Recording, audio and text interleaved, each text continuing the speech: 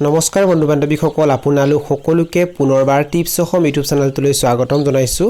বন্ধু বান্ধৱীসকল ইয়াতে আপোনালোকে যিখিনি কুকুৰাৰ পোৱালি দেখিবলৈ পাইছে এইখিনি হৈছে সোণালী কুকুৰাৰ পোৱালি আৰু এই সোণালী কুকুৰাৰ পোৱালিবোৰৰ বয়স হৈছে 13 নম্বৰ দিন আৰু এই ৰাতিপুৱাৰ সময়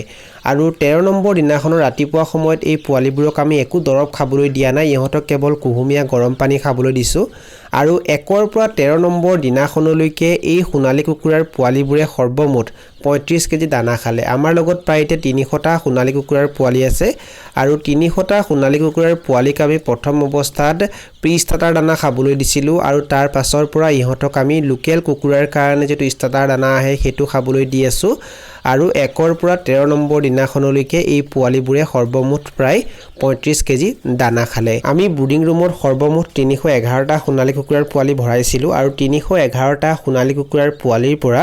1ৰ পৰা 13 নম্বৰ দিনাখনলৈকে 8টা পোৱালিৰ মৃত্যু হৈছে আৰু আমাৰ লগত এতিয়া 303টা সোণালী কুকুৰাৰ পোৱালি আছে আৰু এই 303টা সোণালী কুকুৰাৰ পোৱালিক আমি এটা ব্ৰুডিং ঘৰতে ব্ৰুডিং কৰি ৰখা নাই, ইহঁতৰ বাবে আমি দুটা ব্ৰুডিং ঘৰৰ নিৰ্মাণ কৰিছোঁ আৰু 303টা সোণালী কুকুৰাৰ পোৱালিক আমি ভাগ ভাগ কৰি দুটা ব্ৰুডিং ঘৰত ব্ৰুডিং কৰি ৰাখিছোঁ আৰু